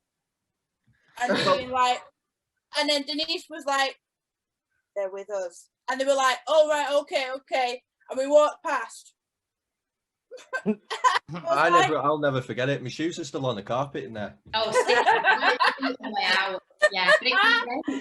We're just going to bring on, just before she has to go, Holly Matthews, who's on the show. And you were in, like you said, only a small selection of episodes, and you played a bully, didn't you? And a big character, even though it was only 3 episodes, you were involved in a big... Zeri, did you 2 work together? Weren't you friends in the show? Yeah, we did. So me and Holly were basically, we bullied Mika. We started up We Hate Mika campaign. Well, it was Holly really. She was the bad girl and I was like her little sidekick. But yeah, Holly set up this website to get Mika back. And we basically bullied her in our first couple of bets, really. And it's so funny because you guys talking about this, we were in when I started, it was like the second season. It feels a million years ago for me right now. And your experience, a lot of you guys, I started in a show called Biker Grove when I was a kid. So I grew up on TV in the same way that you guys did with this. And it's so lovely it's so similar to my experience of Biker Grove. And I think there was a lot of similarities in many ways of that generation, that my generation being older than most of you guys on here. You know, Biker Grove was that at that time, and then Waterloo Road became the next generation of that. So your experience is so similar to mine growing up. But yeah, on the show, we were the bullies of Mika. And funnily enough, I wasn't sure if Lauren was going to be on here because I actually am now, I work as a self-development coach, and I actually work with Lauren now. Again, we've recently become, been reacquainted and work in a very different capacity to we did as actors. So I should have given her a nudge and said, is she coming on? Zeri, I know for you that Dante, one of the biggest characters in the show, and the love story, the original love story. Anyway, where is Adam? Where is Adam? But I mean, it was always Chloe and Dante. That's what the fans loved. And then you added Celine into the mix, who just had this relationship then with Dante when he split with Chloe. And that we didn't like it. We wanted it to be Chloe and Dante. So what was it like to kind of get in between this amazing couple? Yeah, I mean, I was basically the side chick, and nobody really likes a side chick. So I remember watching the first ever series of Waterloo Road, and I absolutely fell in love with it. So when I actually got the audition, I was over the moon because I thought, God, I've seen this, and it's going to be huge. It's going to be a really, really good show. So I went across to the audition with Michelle Smith, and I had the audition. And I think you always know as an actor when you go into audition, you come out, whether you've got it or not, you always get kind of like a bit of a vibe. And I 100% didn't think that I'd got the part at all. So when I did get the call from the agency, I was actually really shocked, but obviously really, over the moon. When I actually went into filming, I was only supposed to be in for one series, and the first series that we did together with Holly was series 2. So just reiterating what Holly said, it is probably such a long time ago for us, because we really did start from like the get-go. I ended up doing about 3 series from start to finish, but my character wasn't liked, and that's, you know, the reason why, you know, I obviously wasn't asked to go back, because I feel like a lot of the production, even nowadays with soaps, dramas, they look to see what the fans want, and ultimately they give the fans what they want, and they wanted Chloe and Dante to be together. So we had some great scenes. Obviously there was the big explosion of the skull, the big fire scene where Celine says that she's pregnant, and then we never really saw what happened with Celine's character after that. But from an actor's perspective, I think you've also got to always understand that, you know, when you get an opportunity to work, there's always an expiration date, and that could be just literally because your storyline just comes to an end, and that's exactly what happened. So I was actually glad that Chloe and Dante got back together, because in the first series they were my favorite couple. So to come in and act with them, I was just kind of, you know, I was just chuffed. But I was happy for them to get back together anyway. So they were like the high school sweethearts of the show. Well, thank you for taking part in this today, and to, you know, talk about the characters that you played. You're welcome. Thank you for having me. Thanks so much, Thank Lewis. you. So Kaya is here. Hello, Kaya. Hey, how you doing, Lewis? Good, thank you. And obviously you played with Kane. Obviously you were brothers in the show, the Taylor brothers. And you came in, and it was the kind of new life. You know, we had a new headmaster in Mr. Byrne, and you had a big storyline with him, because you actually witnessed him. He didn't attack another guy, but he was responsible for a guy getting hit by a van. And you had filmed it on your phone, and it was a big storyline, because you kind of saw this guy as somebody that was, you know, you could trust. You know, you looked up to him in a way, and then you saw that he did that, and your trust just went. And there was this nice moment between you both where it's kind of, it was Phoenix that got him to tell the truth. Yeah, it was actually nuts. I actually remember that, because I thought he was going to talk about my grandma, because that was even bigger for me. But it actually was really, really nice, and the way that developed, because even off screen, Alec actually came a little bit of a mentor at times, and, you know, to play that with him, and to obviously to act with him, because he was an awesome actor, like to actually go through, I'm sorry, just getting a call there, to play that was just, it was such a privilege. And I think with Phoenix as well, he didn't have the best start in life, as neither did his brother. So when kind of it was like Alec's character was kind of looking out for him, and then it was almost like he'd been betrayed almost the same way with his dad. Like it was just this constant lies that he was getting from these kind of figures that he was trying to look for some kind of comfort or attention, if that makes any sense. So I just had a really funny message come through from Reese Douglas that just says, "I'm off too. There's another coach coming. Fuck that." So that just popped up on the screen. It just like completely. See you all. In a bit, Reese, mate. Open again. It'll be great to meet you all again. Yeah. Hi, Reese. See you later, Reese. Catch you in a bit, Reese. Thank you. Lewis, I'm gonna have to go there as well, mate. Thank you so much, George. Oh, I've got a scram, bro, so that's me in it. Enjoy. No, we should only be good another to see you all, 15. yeah.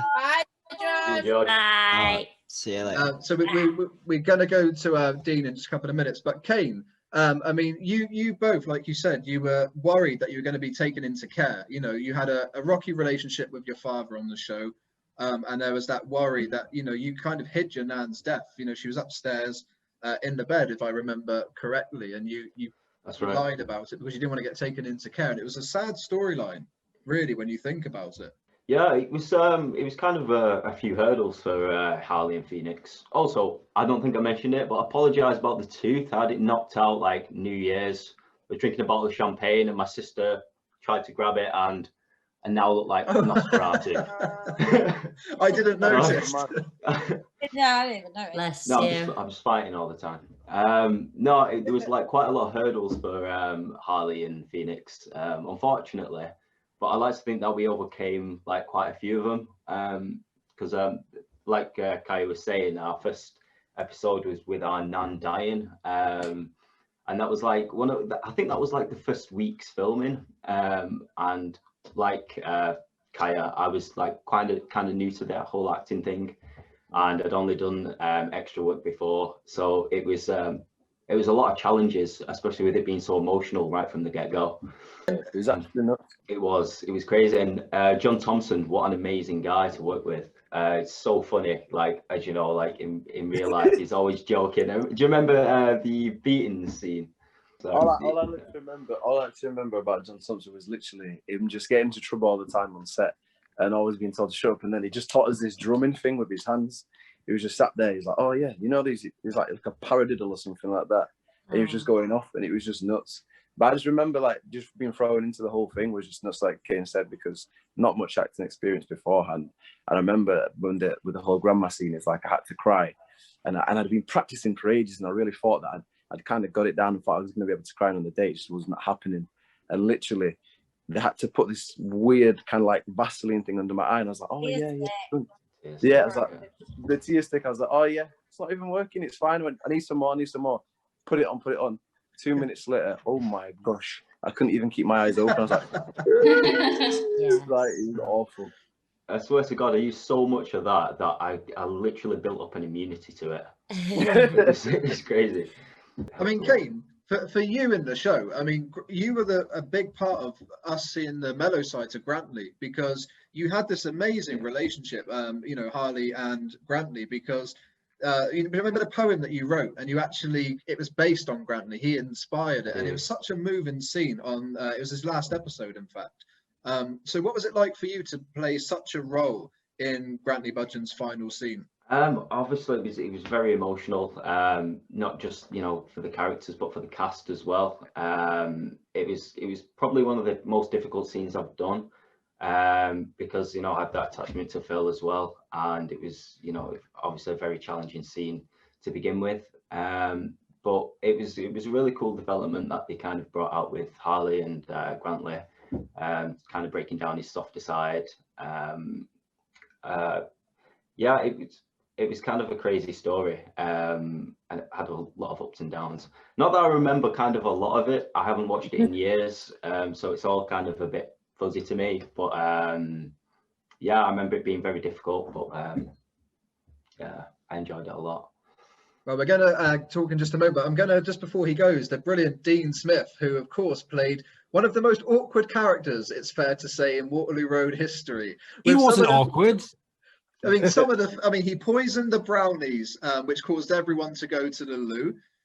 He was stalking Flick for quite a considerable amount of time. He was different, but he was such a lovable character that the fans just loved him, because you never knew what he's going to do next from one extreme to another. Mate, whenever you describe something as different, it means you hate it. Come on, it's different. Yeah. No, he was great. I remember when, because I hadn't seen the show when I was auditioning for it. It was my first ever audition as an actor, and I booked it, and I thought, I better start watching this. And I watched it, and it seemed like my character, Philip, was very different from a lot of the other characters in it. They all seemed kind of rough and ready. And I thought, if I get this part, I'm just going to come in and be as different as I possibly can. So to have zero confidence amongst so many characters who had loads of confidence is really fun to play. When you can set a character up to have really low stakes, that's a really fun place to start, because I mean, I just wanted to try and inject, like you said, a lot of awkwardness to it, and an awful lot of laughs. And so I had too much fun, basically. I overacted so much in that show, and I just carried on today. It's how I make my career. But it was the best fun that I've still ever had, I think, on a set. Because like what Lauren said, it was like a sixth form. We all just sort of hung out and made a cool TV show that went out, and people really, really enjoyed it. It was just the best fun ever. What I remember was some of the comedy from you, because there was a scene where I think you were walking through a corridor and you were trying to impress a girl that was walking towards you, and she completely blanked you, and it just goes over to you and you go, yep, that went well. And he had all these awkward one-liners that were just so funny and entertaining. And That Waterloo... is Dean, though. That is really Dean. Dean is that. It is just that funny. I'm just that terrible with women, is what she means. No, it was. Do you know what? Do you know what it was? It was. The producers and the directors were so good at encouraging, especially the sort of the young cast to sort of do our thing and throw our own stuff in. We had some directors who would leave the takes rolling so that I could improvise in character with like various stuff, just observations of stuff. I remember the first time me and Darcy worked together, I was giving her a leaflet for like an STI, and Darcy was like 12 when this was happening. And so, you know, 14. Was you 14? Fuck me. And me and Darcy live like used to live around the corner from each other, so we used to see each other on the way into it. Yeah, Leeds. And so this director, I think that was Tim Hopewell who was directing that one, he just let the camera roll for a bit, and me and Darcy and Holly, who played Sambuca as well, we just used to riff, and quite a lot of it ended up in the show because there's that natural kind of chemistry, and so it was great fun. I don't think we knew we were born really when we were doing it. I think you think that you don't appreciate where you are right at that moment in time whilst it was going on, but it was superb. I loved every minute of it. I mean, you've all been so generous with your time. So I've got one question I'd like to ask everyone before we end the episode, which is just when you think back to behind the scenes stuff, something that we wouldn't know as viewers, what stands out? Have you got any funny behind the scenes story that you can tell us, or moment that you always, and we're going to ask everyone this, starting with Dean. I've got one. I don't think I've ever told anyone this. So when I joined the show, obviously I was extremely happy. Everything was great. I was booked in to start on the Monday. We had 6 months of shooting. Everything was fabulous. On the Thursday before, I was admitted to hospital to have my appendix taken out because my appendix were going to burst. And I didn't tell anyone because I didn't want them to take the job away from me. I thought they would decide that I couldn't have the job and they were going to give the part to Ben Ryan Davis or something. So I decided to stay very quiet. Little did I know that they were going to schedule in on the day a stunt scene. So Thatcher Newall was throwing me around and my stitches burst whilst I was doing the scene. So I rushed off to costume and said, "Oh, by the way, I have a bit of a problem. I had an operation on Thursday and I don't want them to take the job off me." And so bless costume department, they just kept bringing me shirts and wrapping me up because my stitches had burst whilst Thatcher was throwing me around the toilet scene before I got like tied to the toilet wearing boxing gloves and stuff in the very first episode that I was in. And yeah, any pain that you see on that episode is real, baby. It's real pain. Wow, I feel bad for calling him awkward now when I realise the commitment you went to actually play that role. I'm just that good an actor, Lewis. Don't worry about me. It's all good. Darcy, do you have a funny kind of behind the scenes story that you can kind of tell us about?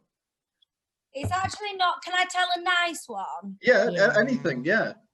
So my nicest memory, and it's to do with the crew mainly, and obviously the cast. I was getting my GCSE results, and I couldn't go in to obviously pick them up because I was filming that day, and I was filming one of the biggest storylines I probably filmed, the birthmark storyline on my back. And I remember I was in the shower, and the whole cast and crew knew what time, obviously, that we're on that department, because we used to film do you remember we used to have 2 units that would shoot at the same time?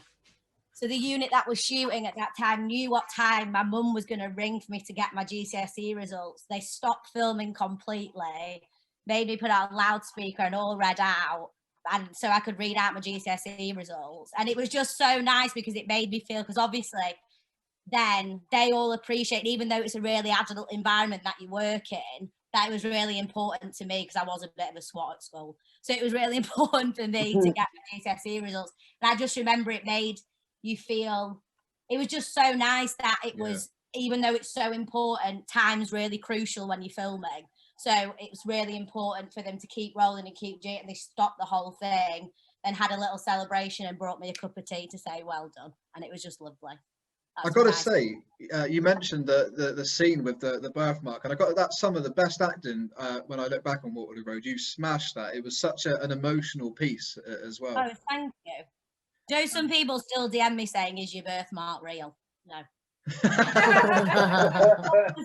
All the time, is your birthmark real? No. We're going to go over to Kaya before he goes to find out if you've got kind of like a behind the scenes story that you remember that you can tell us about.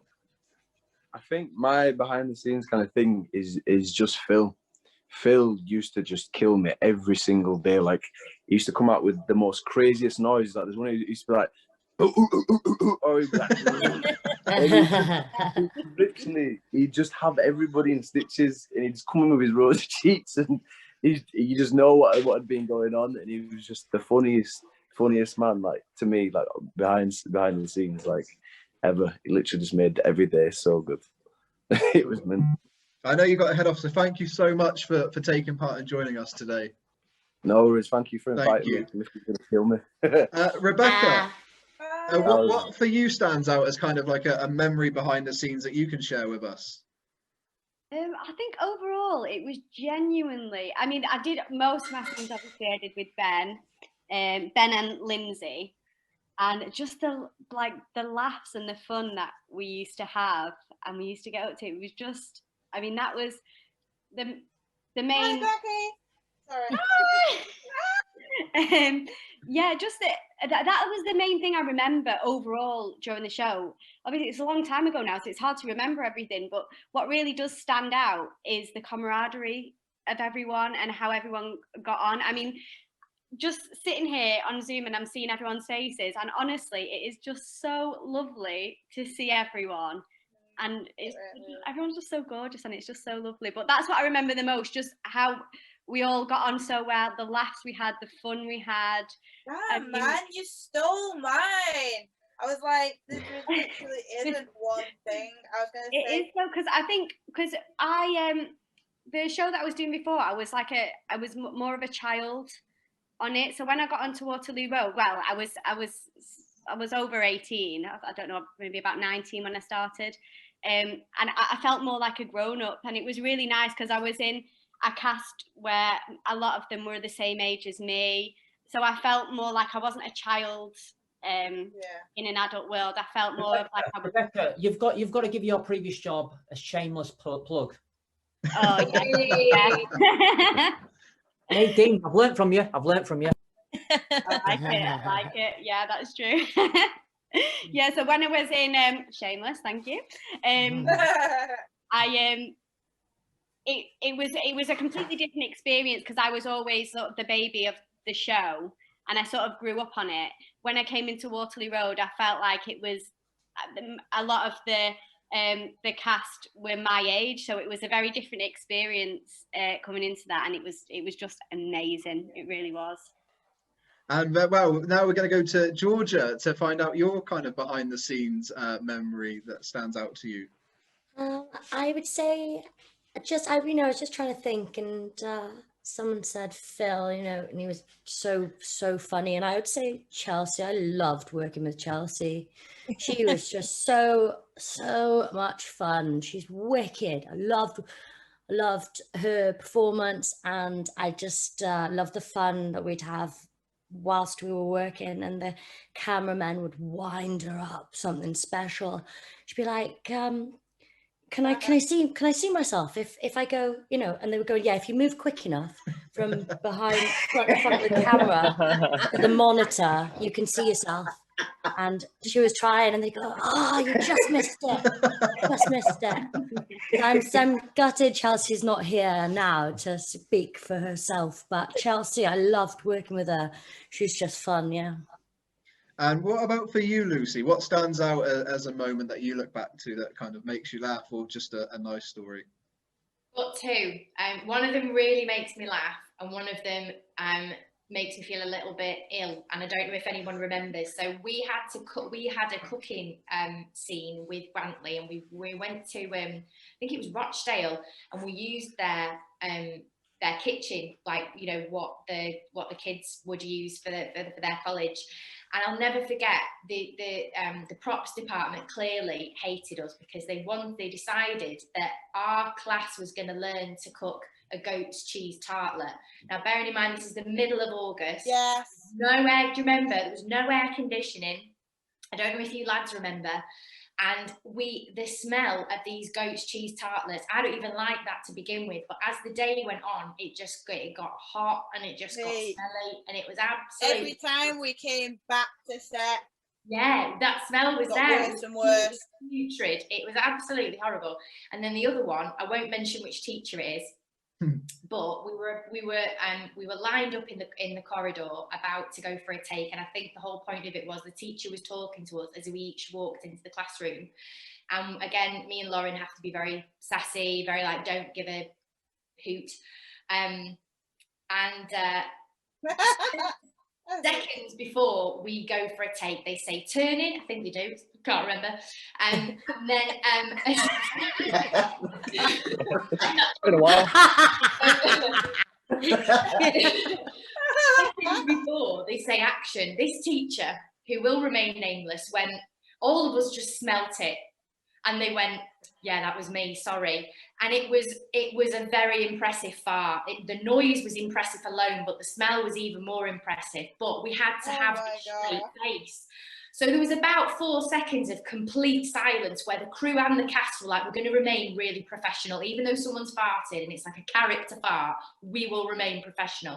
And then 4 seconds later, just everyone burst into laughter. We just couldn't hold it. It was brilliant. So it's things like that you're there like, oh, I'm working. And then you're like, no, I'm not. I'm just hanging around with really funny, brilliant people, and I'm actually getting paid for this. This is the best job in the world.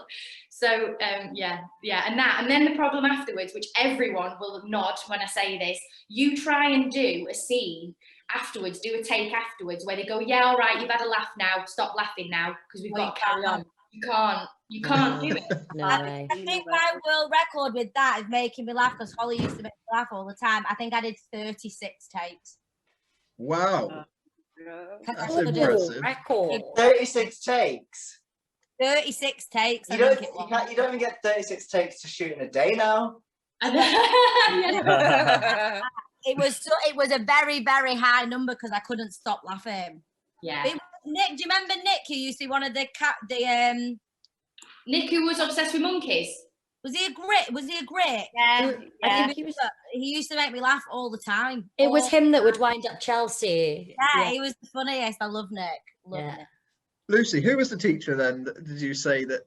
No, I'm not saying it. I'm not saying it. Just look at the scene, Lewis. Just watch the scene. That's a good show. You might be able to see it. That's a good show. Reese, what stands out for you? By the way, I follow you on Instagram, and I absolutely love the life that you have in America. You're always just on like a nice beach doing yoga. You know what? Like, this is not at all Waterloo Road like related. I never was one of those actors that was like, I want to go to the States. Like, anyone who knew me as a teenage actor and like young actor, it was just never my dream to do. I was like, I love making gritty. I love like dead bodies, you know, kids in care, prostitutes, all that kind of like northern drama. and then I think Game of Thrones, someone was like, you should go to the States. And I was like, oh, okay, I'll go. And I honestly didn't think I'd like it. And I was just talking to a family member last week, and I was like, it's the happiest I've ever been in my life. Like, I didn't think it was possible that I could be this happy. And I genuinely come here thinking I'd be like, let me just go and say that I've been and tried it, and it's not for me. And obviously, like, it wasn't what was here when I got here. But thank you. Yeah, I do enjoy being here. So on Waterloo Road, like, I mean, it's cliche, but we constantly had a laugh. Like, we did have a lot of fun at that job. Janeece was my worst, because me and her, every time we shot together, we would make each other laugh. To the point where she'd be like, I can't shoot any more scenes with this one. Like, I can't, because I don't know what it was. Like, we just made it, but we're both Geminis as well. So maybe that's it. But yeah, Janeece, we always had a laugh. Philip Martin Brown, for very, very terrible comments, but funny comments. Always like Lucy was saying, just before you'd start a take, Philip would just mutter something under his breath. And then he'd be like, action, and you'd be like, but one nice memory, because Darcy inspired me. I had a birthday on season 4, turned 20, and we're shooting a scene in the Kelly house. It wasn't a big scene, but like, I don't know whether anyone remembers, but even though I was only there for a short time, I was in like all day, every day for those 3 months I was shooting. And I was like, you know, obviously you get exhausted. So we was doing this one take, and it was a non-scene. I think I literally look out the window at the Kelly house, and they're going, okay, one more. And in my head, I'm going, one more? Like, jeez, it's just a cutaway. Like, gee, we've got it. and the director's going, okay, just remain back. Don't open the curtain. We're turning. We're going to turn. We're going to get a few minutes, just a couple of seconds of the and then eventually they go, okay, scratch. You know, like the scratch cue of the walkie for the open the blind. And I'm acting like my life depends on it. And I'm not looking down. I'm not looking. And eventually I look down, and the whole crew and then all the cast who are in the scene are all there with the cake, like underneath the window.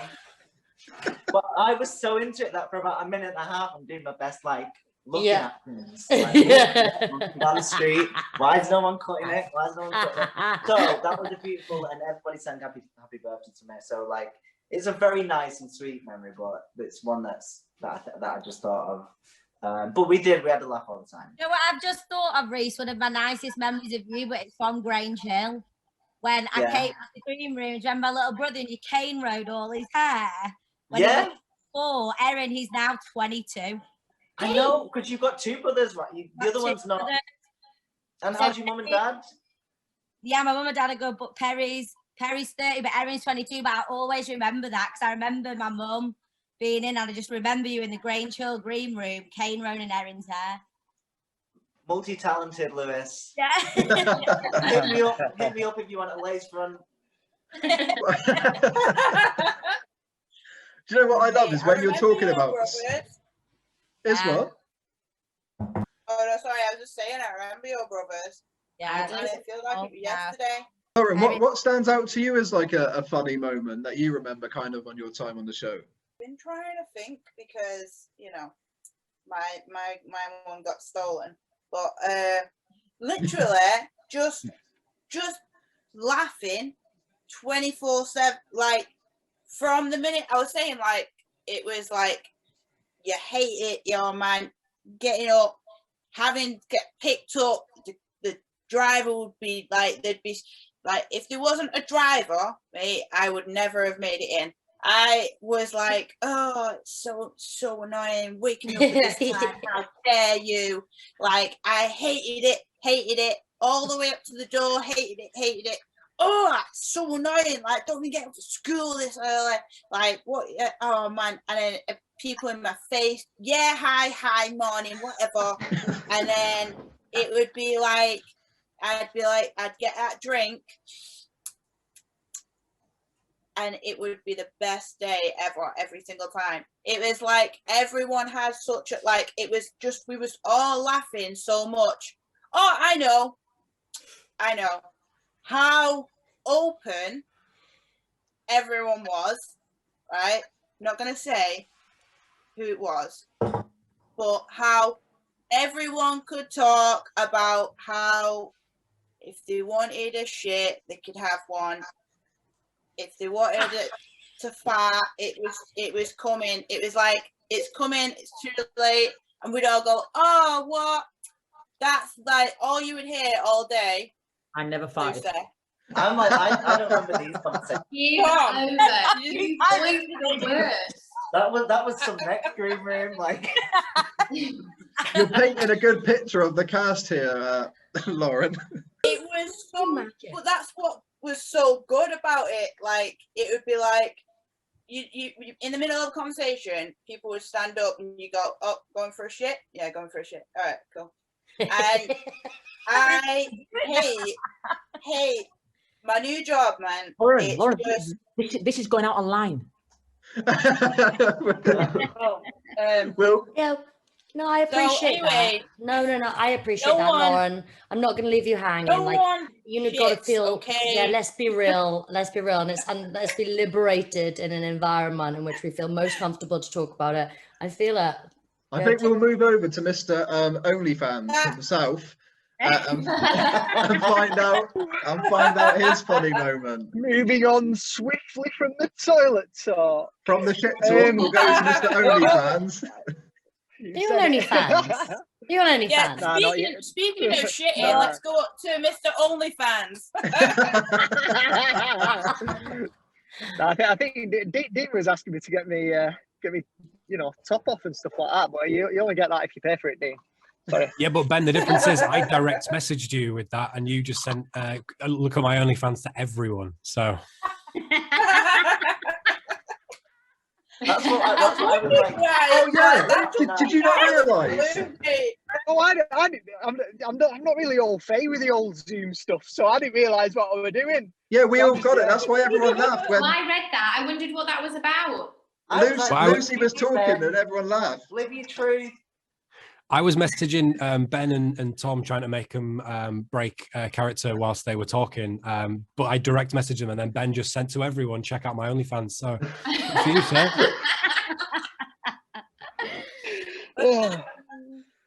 Oh. Great.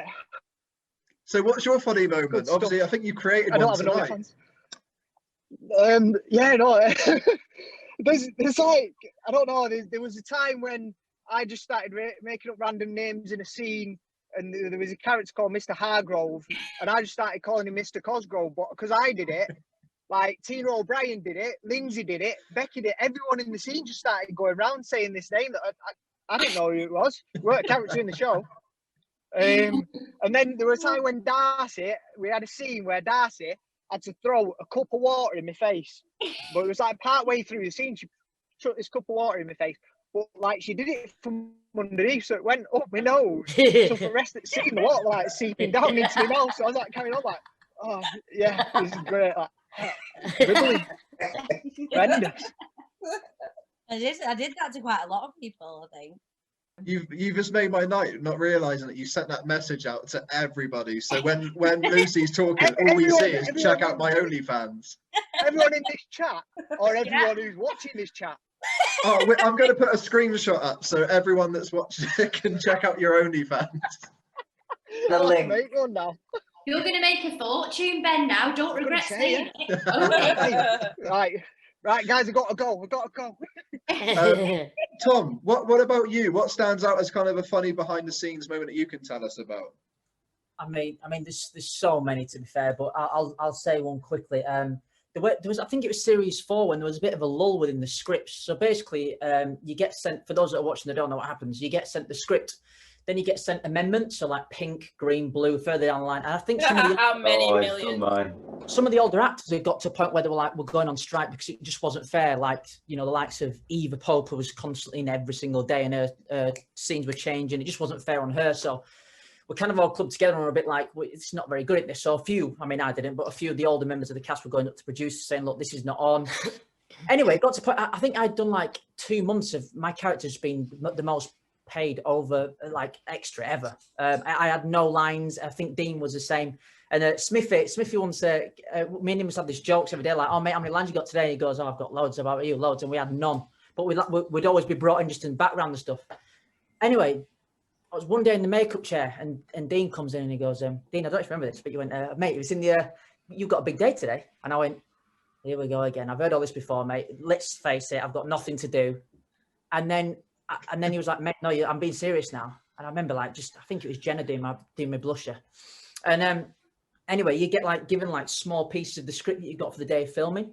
And I looked at it, Paul Langley, but fucking hell, like going through this page like, oh shit. and then John Sen was a director, and I was like, I'm gonna have to literally get back out of this makeup chair, get into my room and get learning these lines. By the way, anybody actors watching this, do not follow my lead. And then the director decided to shoot the first scene and the last scene as one all through scene. So oh no. Oh, God, like I was like, there was this one line I kept to I've forgotten the actor's name. I was talking to him today. Is it Steve? Steve Wadding? Well, I've forgotten his name. It was. I think I was doing some like campaign about male rights and stuff, and then the girls were doing the women's rights, and it was like, and I was leading this campaign from the man's point of view. And there was one line that was like, "Look at Mr. Fleet. He does women's jobs," but I couldn't say it. I just kept going, "Look at Mr. Fleet. He's a woman."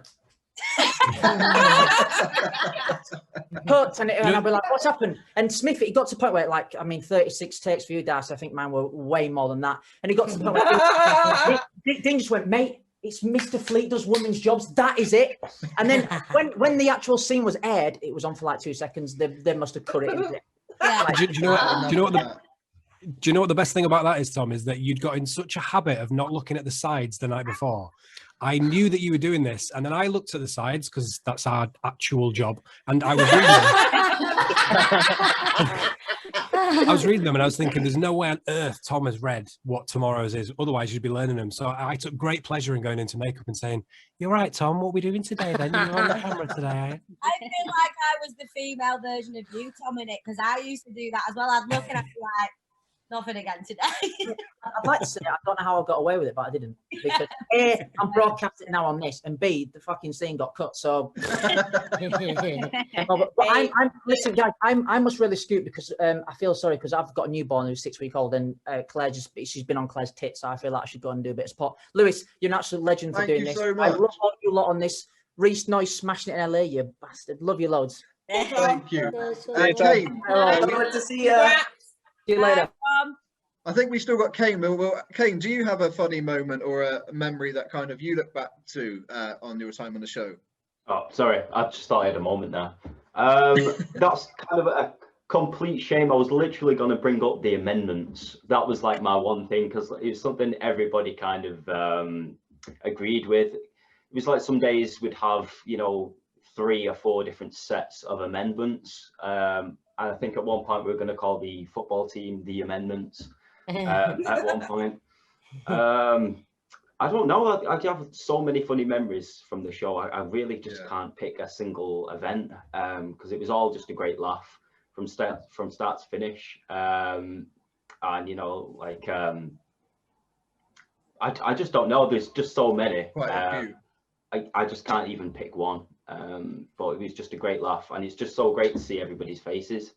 And Ben, I think earlier in the show, he was saying his character's a bit of a wheeler dealer, but I always remember him being a little bit of a wheeler dealer himself. In the green room, he'd always be sat at his laptop trying to sell something online. And It's true, man. It's literally true. Yeah, you can't say no. Yeah, it's nothing changed, Kane. Nothing. It was like it was cat cages, like one of the last ones, and dog hoodies for dogs. Hoodies for dogs as well. He's still on it. He's still on that. No, not anymore. No, moved on from that. Well, thank you so much to everyone for being so generous with your time today, joining us on this Waterloo Road reunion. I know that the fans are going to love it. Yeah, it's been amazing hearing your funny stories and your memories of the show. So thank you everyone for joining me today. Thank you very much, Lewis. Thank you so much, Lewis. There was a pause then. I thought, okay, shit, no one's enjoyed the reunion.